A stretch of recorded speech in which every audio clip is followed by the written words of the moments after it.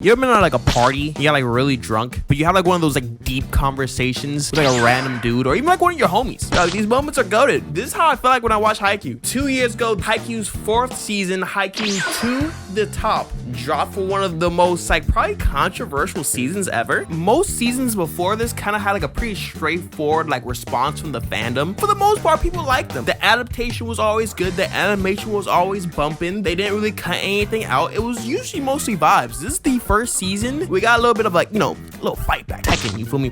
For one, they had a new art style. Completely switched up the game. Most series don't do that. We saw One Piece do it. Bleach kind of did it a little bit. Series kind of tap into it a little bit. But there's always going to be a little bit of a backlash when it happens. The Ball Boy arc was the first part of the season, which a lot of people have a lot of opinions on, especially when it was coming out weekly. And then part 2 had the animation. Dun dun dun. Which is probably like the most like controversial part of Haikyuu season 4 that kind of like changed everybody's opinion on how to view the season as like a whole. So today I'm presenting Haikyuu To The Top 2 years later.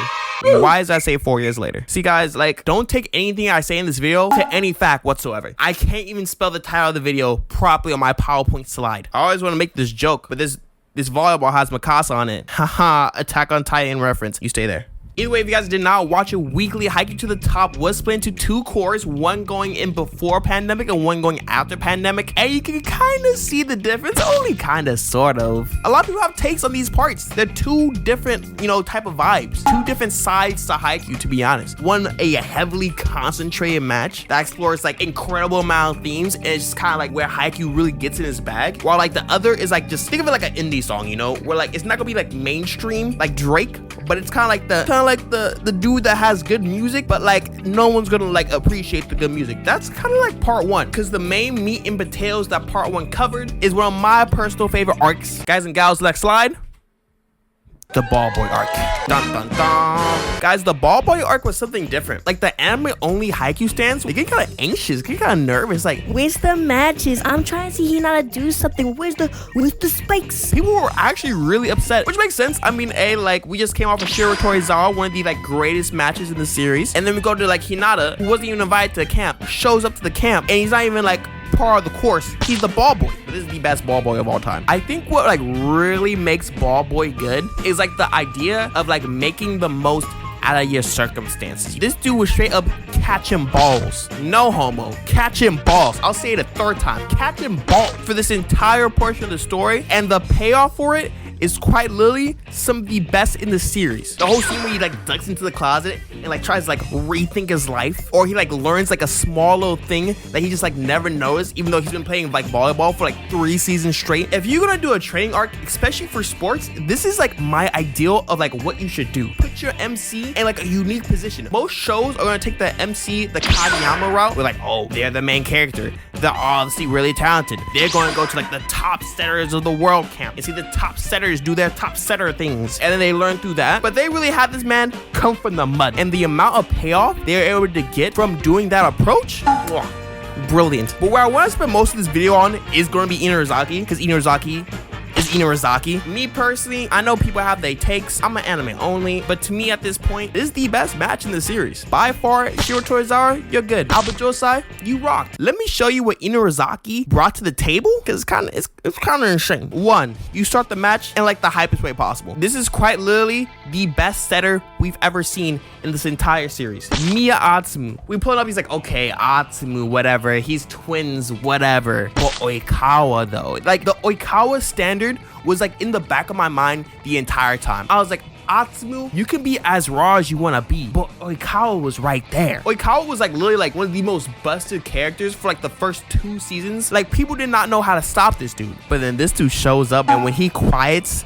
the band and hits a monster serve directly after, I'm like, hold on,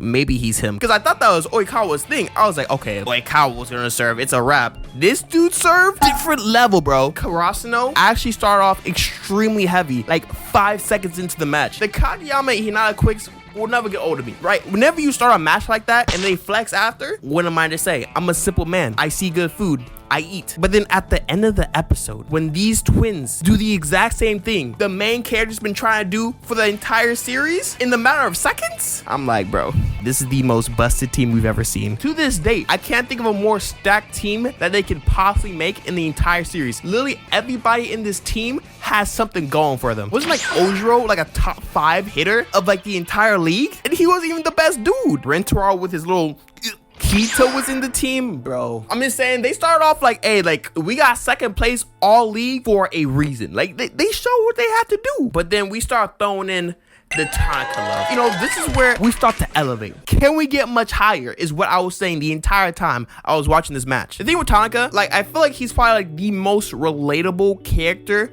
for like the average person to watch, which most people are average. I get the prodigies out there, you can relate with like Kageyama or whatever, but there's only so many prodigies. It's called prodigy for a reason. Tonica, phenomenal. Lily in a team with like the most like busted main characters. He's like, bro, like honestly, like I'm pretty good, not gonna lie. Sometimes even like, bro, I gas myself up, I'm a genius. But like he looks at like Kageyama and he looks back at him and he looks at Hinata and he looks back at him and then you know, it's not the same. It's not the same. But it just makes it that much more impressive when he pulls up. Literally, he's like getting bodied this entire match, getting blocked. He's asking for the ball, people aren't giving it to him. It was a rough episode to see. Even like Bokuto was like, bro, please help my dude. He was struggling, but the final cross shot that he gets off after he gets that resolve, after he gets in that groove, after he triumphs all that, then we go to the Kita love, which is obviously necessary. You know, Aikida is like someone that like more and more through life, I feel like you don't really like understand if like you're going through that like, hey, I'm doing like whatever phase of life, because that's the opposite of this dude. This dude is the most like, hey, I'm gonna do everything by the book, and if it's not by the book, it's not how I want to do it. I think like routines are becoming like more and more like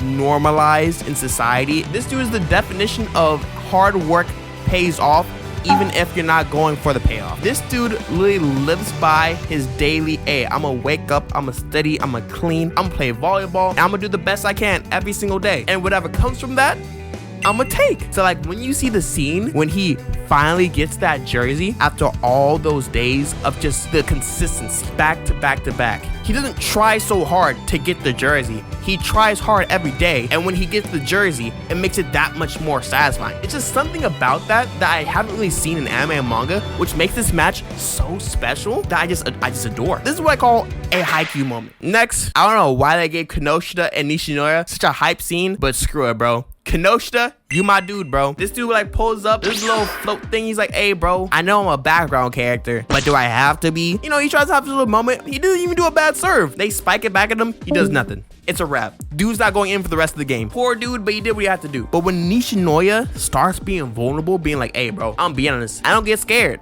I'm not like that. But right now, this Mia dude, he kind of, you know, again, the flashback with Nishinoya and being like, hey, whenever you scared and you don't know what to do, lean on somebody else. And Kenosha being the person right there to be like, hey, bro, move up. I got you. We're in this together. Squad. It was a great moment. It's a little moment. This moment was actually shared in the same episode of the Mia Twins episode, so it didn't really get like the full love that you think it would get, but it's a cult classic. Speaking of the Mia Twins, oh my gosh, bro, look at these two. You know, every team has like its stars. This might be like one of the most interesting stars that we've gotten yet. And you know, it's kind of hard to follow up, especially with the big matches that we had. Oikawa, Ushiwaka, and then you give us the Mia Twins. Honestly, these guys could have been frauds very easily. They are the opposite. I think what I love about the Mia Twins is like they're literally the same person, but they're just so different. I think the most interesting part that comes from them is that like Osumu was like actually like the more talented one out of the twins, not by much, but you know, a little bit better. But it like shows like how if you're like even like at like a similar level, you can both be like really talented and you guys can be like both really good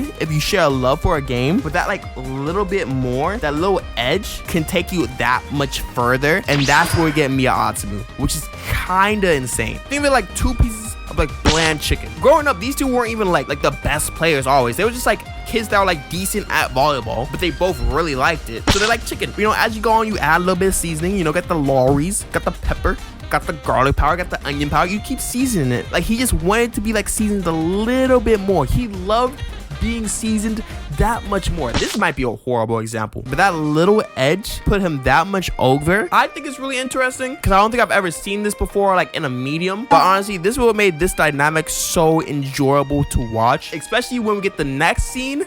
Boy, oh boy. My favorite moment by far in the entirety of the Haikyuu Hypu. Boys and girls, round of applause for this scene. Round of applause. Round of applause. This is fantastic. I'm sorry. The execution of this scene is quite literally the best I have ever seen in sports. This is my favorite sports anime moment. The Hinata receive that was built up all the way since Ball Boy, the arc where everybody was complaining, oh, where's the matches? Oh my gosh, where's the team? Why isn't everybody doing stuff together? It was for this, boys. This dude is quite literally the worst receiver in the world, bro. This dude had no idea what he's doing. Earlier this match, he literally missed so much, it hit his foot, but seeing him receive one of like the most like crazy plays we've ever seen in a match. Look at the arms, bro. I think the dialogue after it hits like so much more too, because like the narrator goes into like this whole like, oh, I'm gonna be deep talk, which it hits.